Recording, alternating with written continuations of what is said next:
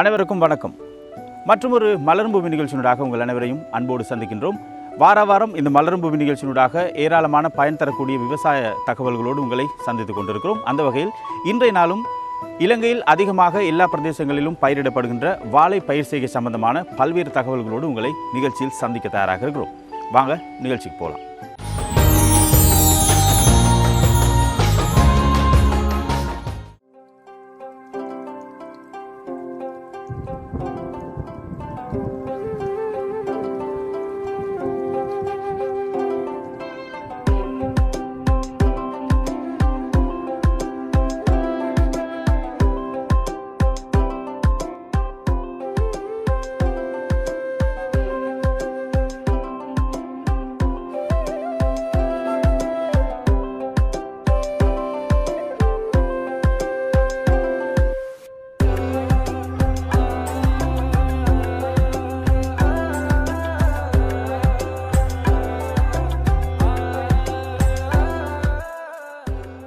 வாழை செய்கையானது தற்பொழுது பழங்களிலே மிகவும் பிரபல்யமான பழமாக வாழை காணப்படுகின்றது. வாழைப்பழம் அதிலே பல இனங்கள் காணப்படுகின்றன. ஜாழ் மாவட்டத்திலே கதலி, கப்பல், இதரை, மற்ற கொழும்பு இதரை, மொந்தன் என பல இனங்கள் காணப்படுகின்றன. இந்த வாழையிலே இப்போ முக்கியமான நமக்கு பிரச்சனையாக காணப்படுகிறது நோய்களின் தாக்கம்.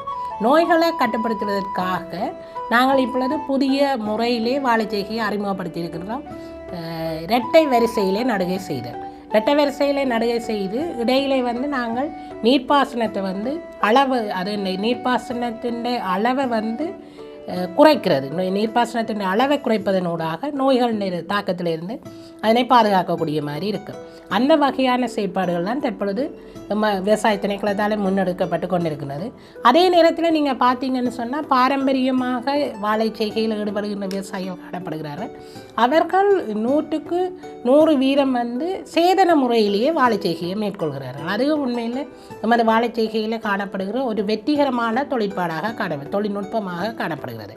அதிலேயே முக்கியமாக சில விவசாயிகள் தங்களோட வாழை தோட்டத்துக்கு உள்ளேயே மாடுகளை பட்டியரைத்தும் வைத்திருக்கிறார்கள். அப்படி பட்டியரைக்கும் பொழுது மாட்டின் சாணகம் மற்றும் சலம் என்பன அந்த வாழைத்தோட்டத்துக்குள்ளே நேரடியாகவே இடப்படுகின்ற காரணத்தால் அந்த வாழைத்தோட்டத்துக்குரிய பசலையானது பூரணமாக கிடைக்கக்கூடியதாக இருக்கிறது.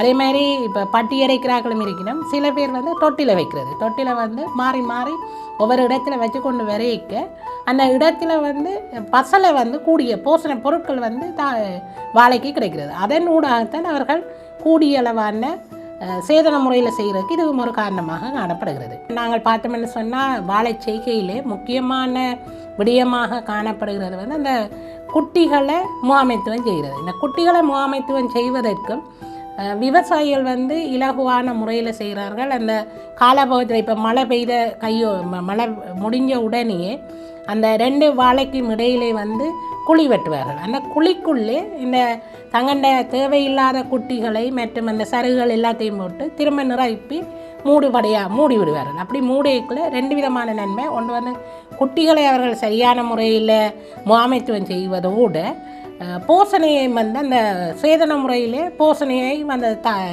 வாழைக்கு வழங்கக்கூடிய நிலைமை காணப்படுகிறது. அந்த இவ்வாறான செயற்பாடுகள் தொடர்ச்சியாக மேற்கொள்கின்றதன் காரணமாக அந்த ஆண்டாண்டு காலமாக கிட்டத்தட்ட நாங்கள் பார்த்தோம்னு சொன்னால் ஒரு 40-45 வருடங்களாக தொடர்ச்சியாக ஒரே இடத்திலேயே வாழை செய்கையை மேற்கொள்கின்ற விவசாயிகள் கூட நமது யாழ் மாவட்டத்திலேயே காணப்படுகிறார்கள்.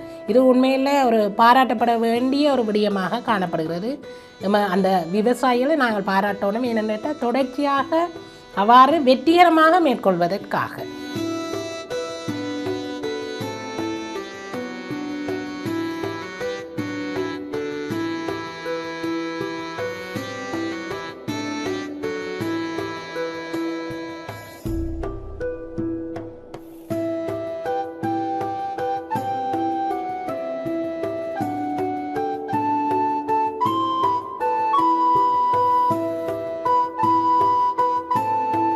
இலங்கையில் பயிரிடப்படும் பல பயிற்சிகளில் வாழைப்பயிற்சிகை ஒரு முக்கியமான பயிராக காணப்படுகிறது. ஜாழ் மாவட்டத்தை பொறுத்தவரையிலும் வாழைப்பயிர்ச்செய்கை வந்து பிரதான ஒரு பழப்பயிர்ச்செய்கையாக காணப்படுகிறது. நீர்வேலி பிரதேசத்தை பொறுத்தவரையில் வந்து 140 ஹெக்டேர் அளவில் வந்து இப்பயிர்ச்செய்கை மேற்கொள்ளப்பட்டு வருகிறது. அநேகமான விவசாயிகள் வந்து வாழைப்பயிர்ச்செய்கையை மேற்கொண்டு வருகின்றனர்.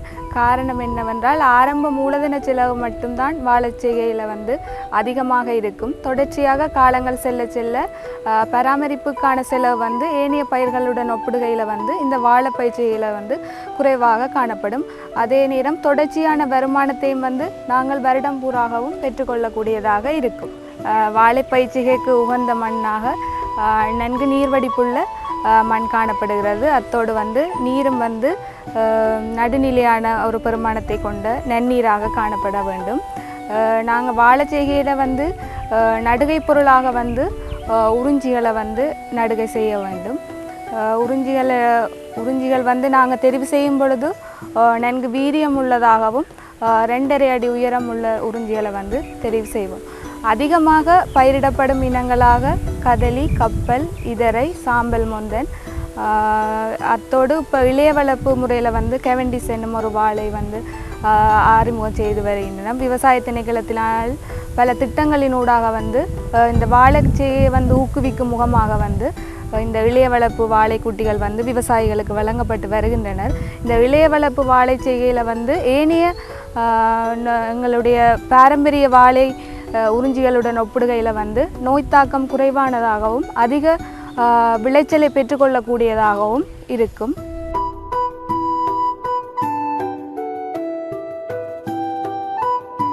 வாழையை நடுகை செய்யும் பொழுது வந்து நாங்கள் வந்து 10 அடிக்கு 10 அடி அல்லது 8 அடிக்கு 8 அடி என்ற இடைவெளிகளில் வந்து நாங்கள் பயிர் நடுகை செய்ய வேண்டும்.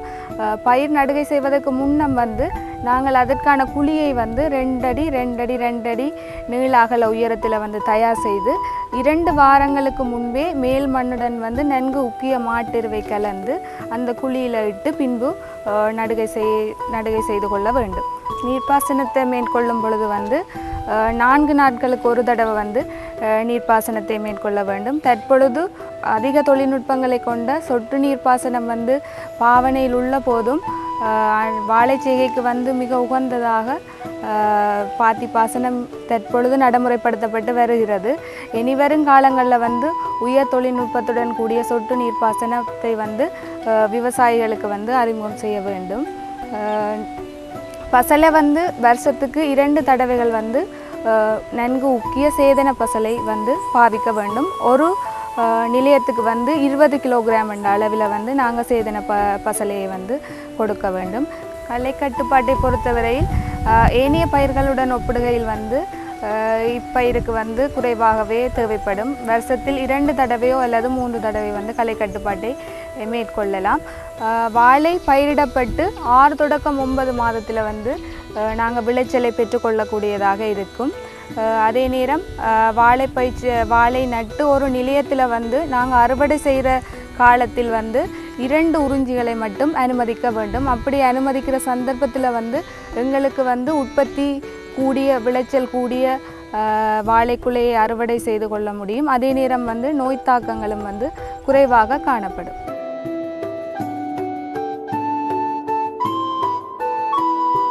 என் வாழைச்செய்கை அனுபவத்தின்படி இதுக்கு இயற்கை பசலைகள் ஊடாகவே 10 வருஷ அனுபவம். 10 வருஷ அனுபவத்திலேயே இயற்கை பசலைகள் ஊடாகவே இந்த வாழைச்செய்கையை மேற்கொள்ள முடியும். உரங்கள் மருந்துகள் ஒன்றும் இதுக்கு தேவையில்லை. மற்றது ஆட்டெரு மாட்டெரு கூட்டெரு அதுவரை போட்டு வாழைச்செய்கையை உற்பத்தி செய்ய முடியும்.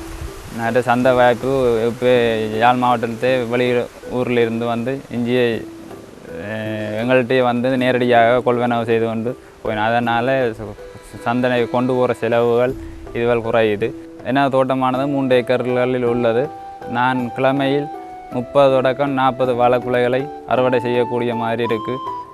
40 ரூபா விலைகள் சராசரியாக கொள்வனவு செய்யணும். அதில் 600 கிலோவை நான் ஒரு கிழமையில் வெட்டக்கூடிய மாதிரி அறுவடை செய்யக்கூடிய மாதிரி இருக்குது. 24,000 ரூபா பெறுமதியான வாழைக்குலையை கிழமையில் நான் வெட்டி என் வருமானத்தை உற்பத்தி கூட்டி கொண்டு இருக்கிறேன்.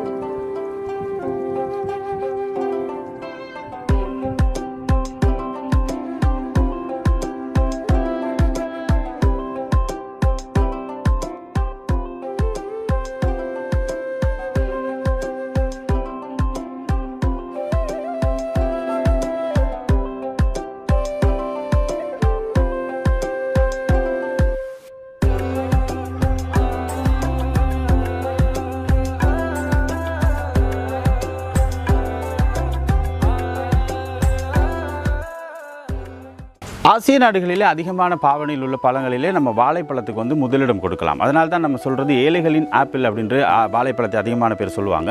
என்ன காரணம் அப்படின்னு பார்த்தீங்கன்னா, யாருமே இலகுவாக பெற்றுக்கொள்ளக்கூடிய ஒரு பழம் தான். அதில் அதிக சத்துள்ள புரதமுள்ள ஒரு பழமாக இந்த வாழைப்பழம் எல்லா மக்களிடத்தும் கொண்டாடப்படுகிறது. குறிப்பாக இலங்கையை பொறுத்தவரையில் எல்லா மாவட்டங்களிலும் இந்த வாழை பயிர் செய்கையானது நேர்த்தியாக இடம்பெற்று கொண்டிருந்தாலும் ஒரு சில பகுதிகளில் தான் அதிகமாக இந்த வாழை பயிர் செய்கை மேற்கொள்ளப்படுகிறது. குறிப்பாக இது காலநிலையாக இருக்கட்டும், மண்வளமாக இருக்கட்டும், எந்த ஒரு காலநிலையிலும் எந்த ஒரு மண்வளத்திலும் மிக இலகுவாக வளரக்கூடிய ஒரு பயிர் செய்கையாக இந்த வாழை வந்து இடம்பெறுகிறது. குறிப்பாக யாழ்ப்பாணத்தை பொறுத்தவரையில் பல்வேறு பெயர்களிலே இங்கே வாழை பயிர் செய்கை இடம்பெற்று கொண்டிருக்கிறது. இதரை, கப்பல், கதலி, செவ்வாழை, கரிவாழை போன்ற பல்வேறு பெயர்களிலே இங்கே வாழை பயிர் செய்கை இடம்பெற்று கொண்டிருந்தாலும் இதே வாழை பயிர் செய்கை வேறு இடங்களிலே பல்வேறு பெயர்களிலே பயிரிடப்பட்டு கொண்டிருக்கிறது. குறிப்பாக கொழும்பு, அதே நேரத்தில் மலையக பகுதிகளை எடுத்துக்கொண்டால் புலிவாழை, அதே நேரத்தில் கோழிக்கூட்டு, சீனி அப்படின்ற பல்வேறு பெயர்களிலே இந்த வாழைப்பழங்கள் பயிரிடப்பட்டு கொண்டிருக்கிறது. அதனால் எந்த இடத்துல பார்த்தாலும் நீங்கள் வாழைப்பழத்தை இலகுவாக பெற்றுக்கொள்ளக்கூடியதாக இருக்குது. குறிப்பாக இந்த மாதிரியான பெரும்போகத்திலே பயிர் செய்யக்கூடிய பகுதிகளில் இருந்தால் நாட்டில் ஏனைய பகுதிகளுக்கு இந்த வாழைப்பழங்கள் அதிகமாக கொண்டு செல்லப்படுகிறது அப்படின்றதை நாம் சொல்லலாம். இந்த வாழைக்குள்ளே பார்த்தீங்கன்னா உங்களுக்கு தெரியும், மிக ஒரு நேர்த்தியாக வளர்க்கப்பட்ட ஒரு வாழையாக இருக்கிறது. ஸோ இது வந்து ரசாயன உரங்களை பாவிக்காமல் இந்த மாட்டு சாணங்களை மாத்திரம் பயன்படுத்தி வளர்க்கப்பட்ட ஒரு வாழையாக இருக்கிறது. இங்கே சுற்றி இருக்கிற இந்த வாழை தோட்டத்தை பார்த்தீங்க அப்படின்னு சொன்னால் இதனுடைய முதல் கன்று சுமார் 15 ஆண்டுகளுக்கு முன்னர் இங்கே நாட்டப்பட்டிருக்குது அப்படின்னு சொல்லியிருக்காங்க. ஸோ 15 ஆண்டுகள் கடந்தும் இந்த வாழை மரங்கள் எல்லாமே மிக மிக உறுதியோடும் மிக நேர்த்தியோடும் இங்கே வளர்க்கப்பட்டு கொண்டிருக்கிறதுக்கான முக்கிய காரணம் இதனுடைய பராமரிப்பு. இதை சரியான முறையில் நீங்கள் பராமரித்து சரியான முறையில் இந்த கன்றுகளை அகற்றி இந்த வாழை பயிற்சிகளை மேற்கொண்டீங்க அப்படின்னு சொன்னால் வாரத்துக்கு உங்களுக்கு மிக பெருமதியான லாபத்தை வந்து இந்த வாழை பயிர் செய்கை வந்து தந்து கொண்டிருக்கும். அதனால் நீங்கள் வாழை பயிர் செய்கை மேற்கொள்ளும் போது அதனுடைய பராமரிப்பு இங்கே முக்கியமாக கருதப்படுகிறது.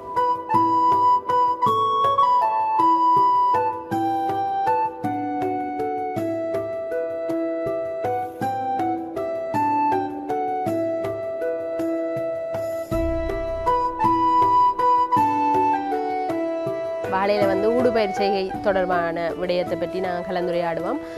வாழையில் வந்து ஊடுபயிர் செய்கை என்ற ஒப்பிடக்குள்ள என்னென்னு சொன்னால், நாங்கள் அந்த ஒரு குறித்த நிலப்பரப்பில் வந்து வாழை செய்கையிலிருந்தும் நாங்கள் விளைச்சலை பெற்று வருமானத்தை பெற்றுக்கொள்ளலாம். அதோடு வந்து அதிலிருந்து நாங்கள் மரக்கறி பயிர் செய்கை கூடுதலாக வாழையை விளைச்சல் எடுக்கிறதுக்கு வந்து 6லேருந்து 7, 8, 9 மாதங்களுக்கு பிறகு தான் நாங்கள் விளைச்சல் எடுக்க போகிறோம். அப்போ அதுக்கு முதல் அந்த தொடக்கம் 2, 3, 4 மாதங்களுக்கு இடையில் வந்து மரக்கறி பயிர் செய்கையில் வைக்கிறதால கூடுதலாக கீரை பயிர் செய்கைகள் மற்ற ஏனைய மரக்கறி பயிர்களை வைக்கிறதால நாங்கள் அந்த குறித்த நிலப்பரப்பிலேயே வந்து கூடுதலான வருமானத்தை வந்து பெற்றுக்கொள்ளலாம். பிறகு வந்து ஒரு 3-4 மாதத்துக்கு பிறகு நிழல் விரும்புகிற பயிர்களான மஞ்சள், இஞ்சியலை வந்து நடுகிறதன் மூலம் வருமானத்தை பெற்றுக்கொள்ளலாம்.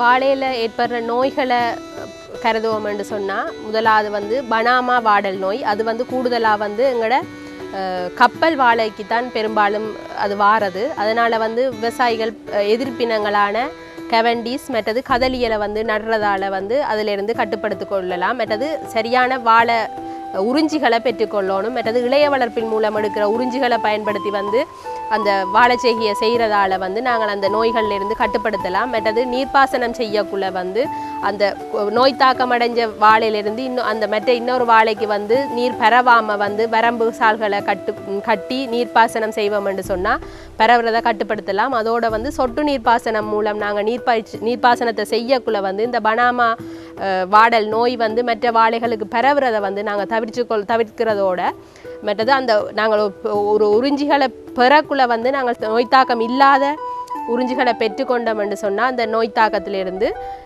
நாங்கள் அதை கட்டுப்படுத்தலாம். மற்றது வாழையை நடக்குள்ள வந்து இப்போ கப்பல் வாழைக்கு தான் பெரும்பாலும் பனாமா வாடல் நோய் வாரது. அதனால் கப்பல் வாழையோட சேர்த்து ஒரு வரிசையில் வந்து கப்பல் வாழையை நடுறோம்னு சொன்னால் கப்பல், அடுத்தது வந்து கதலி, அப்படி மாறி மாறி நடுறதன் மூலம் நாங்கள் வந்து அதை கட்டுப்படுத்தி கொள்ளலாம். அடுத்தது வந்து அடுத்த நோய் பார்த்தோம்னா வாழையில் வார மஞ்சள் நோய் ஆகுதல். கூடுதலாக நீங்கள் வாழையில் பார்த்தீங்கன்னா கூடுதலாக கொஞ்சம் ஒரு நிறை நிறமான மஞ்சள் புள்ளி புள்ளியாக வந்திருக்கும். மற்றது இலைகள் வந்து நுனிப்பகுதிகளிலிருந்து கருகி காணப்படும். அது வந்து அந்த நோயை சொல்கிறது வந்து மஞ்சள் சிக்கட்டோக்கா நோய் என்று சொல்லி, அது நாங்கள் கூட மஞ்சள் ஆதல் என்று சொன்னாலே சரி. அது கூடுதலாக என்னென்று வாரன்னு சொன்னால், இப்போ நாங்கள் வாழையில் நடக்குள்ள வந்து இந்த குறித்த வாழையிலேருந்து வாழையிட இலை வந்து இன்னொரு வாழைக்கு தொடுகை அடையக்குள்ள வந்து தான் அந்த நோய் வந்து பரவுறது. மற்றது வந்து நாங்கள் பயிர் சுகாதாரத்தை பேணணும்.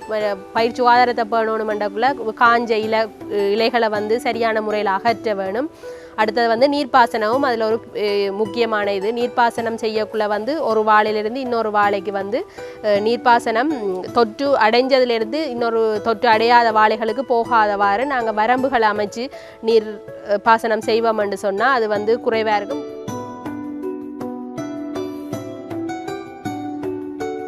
அடுத்த நோயை பார்த்தோம்னா மஞ்சள் ஆதல் நோய். இது வந்து ஒரு நிறை நிறமான மஞ்சள் புள்ளி காணப்படும் மஞ்சள் புள்ளியாதல். இது வந்து வாழையில் வந்து சரியான இடைவெளி பேணாததால் வாரது.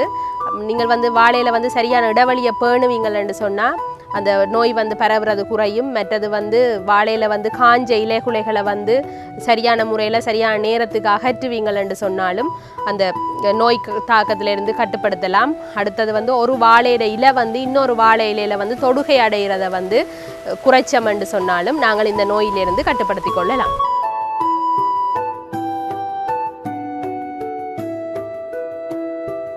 அடுத்த பூச்சி தாக்கத்தை பார்த்தோம்னு சொன்னால் வாழையில் வர்றது முதலாவது வந்து நீள்மூஞ்சி வண்டு. அது வந்து வாழையில் வந்து தண்டுகளில் அல்லது வேர்த்தண்டு கிழங்குகளில் இருந்து தொற்றும் கூட்டுப்புழுக்களில் இருந்து அது உருவாகும்.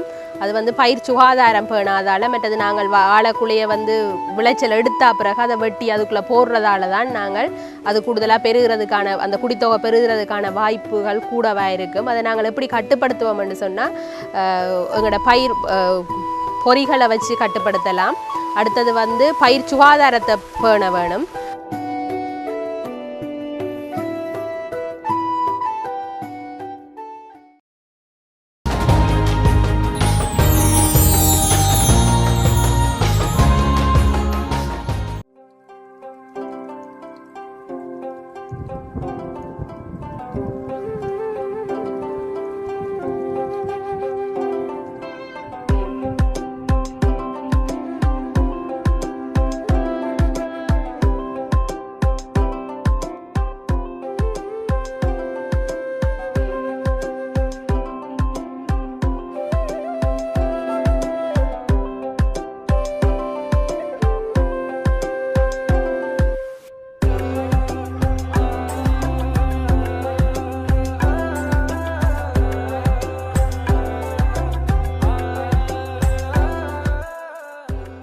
அடுத்தது வந்து வெண்மூட்டி பூச்சி பனிப்பூச்சியோட தாக்கம்.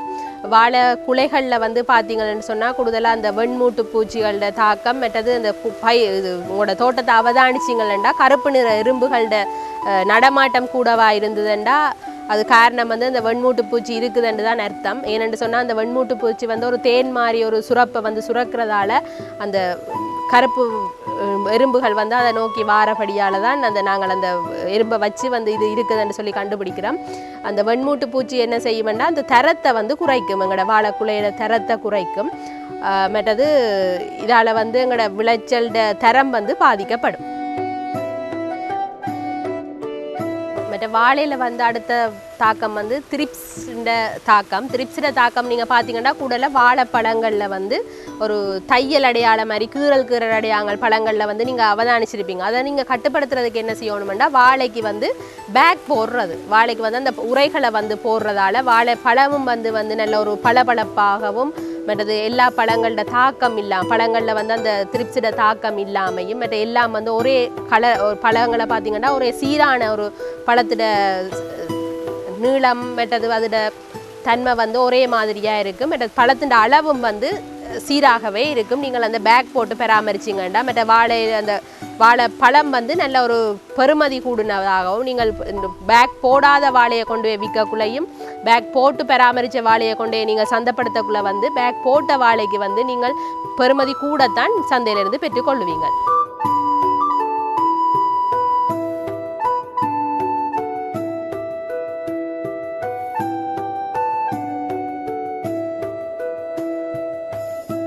வாழையை பொறுத்த மட்டும் பார்த்தீங்கன்னா பெரும்பாலான நோய் மற்றது பீடத்தாக்கம் வந்து குறைவு, மற்ற ஒப்பீட்டளவு மற்ற பயிர்ச்செய்கையோட ஒப்பீட்டளவில் குறைவு.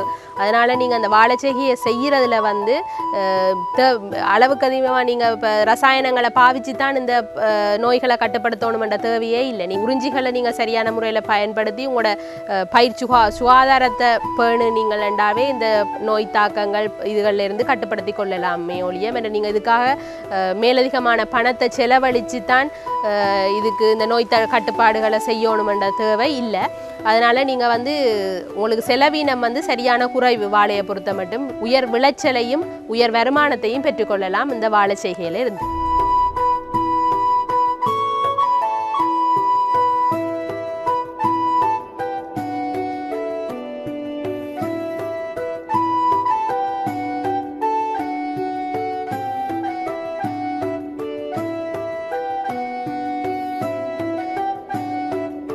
நான் வந்து ஒரு ஓய்வு நிலை ஆசிரியர். எனது பாடம் விவசாய விஞ்ஞான பாடத்தை தரம் 10, 11, 12, 13 வகுப்புகள் கற்பித்து வந்த நான். எங்களுடைய தொழில் வந்து பரம்பரையாகவே நாம் வாழைத்தோட்டம் தான் செய்து வருகிறோம். தொடர்ச்சியாக பரம்பரையாகவே நாங்கள் தோட்டம் செய்து வருகிறோம் என்று சொன்னால் எங்களுக்கு அதன் மூலம் வருமானத்தை ஈட்டுக்கொள்ளக்கூடியதாக இருக்கின்றது. அந்த வருமானத்தை நாங்கள் ஈட்டிக்கொள்வதற்கு வாழை செய்கையிலே பராமரிப்பு முறைகளையும் நீர்ப்பாசன முறைகளையும் நாங்கள் ஒழுங்காக கைக்கொள்வது மூலம் நாங்கள் கூடின வருமானத்தை பெற்றுக்கொள்கிறோம். இப்போ நான் வந்து ஆசிரியர் சேவையில் இருக்கும் பொழுது 2000 கண்ட தரையைத்தான் நான் செய்து கொண்டு வந்தேன். நான் இப்பொழுது வந்து அதை 2 மடங்காக பெருக்கி 1 ஏக்கர் வரையிலான வாழை செய்யை மேற்கொண்டு வருகிறேன்.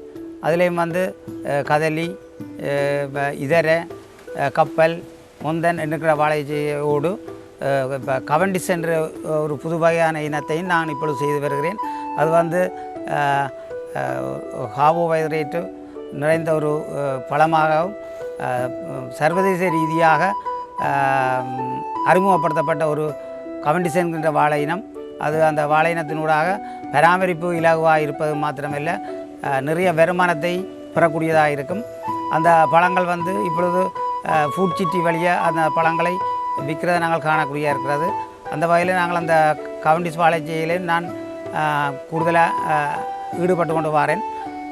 மற்றது கதலி, இதர, கப்பல், முந்தன், ஜான வாழை, செவ்வாழை என்கின்ற பல வகையான இனங்களையும் நாங்கள் ஒரு முன்மாதிரியாக வைத்து செய்து கொண்டு வரோம். இந்த கோப்பையில் வந்து அநேகமானவர்கள் இந்த வாழைச்செய்கையில் ஈடுபடுகிறார்கள்.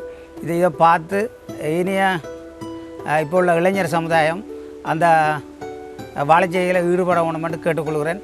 ஏன்னு சொன்னால் நான் ஒரு ஆசிரியராக இருந்து ஓய்வு நிலையில் நாங்கள் இதை செய்வதனூடாக நல்ல ஒரு பொழுதுபோக்காகவும் எங்களுக்குரிய ஒரு உடல் ஆரோக்கியத்தை பேணுவதற்கான ஒரு பயிற்சியாகவுமே இருப்பதோடு நாங்கள் நிறைய வருமானத்தையும் ஈட்டிக்கொள்கிறோம்.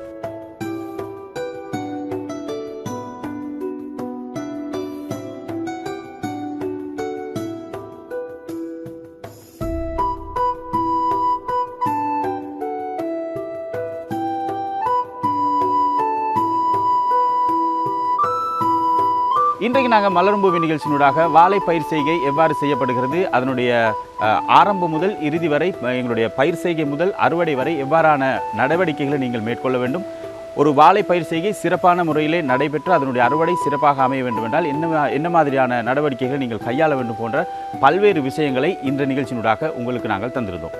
அடுத்த வாரமும் இன்னும் மிக சிறப்பான ஒரு விவசாய நிகழ்வோடு விவசாய தகவல்களோடு மலரும் பூமி நிகழ்ச்சியில் உங்களை சந்திக்கின்றோம். அதுவரை நன்றி, வணக்கம்.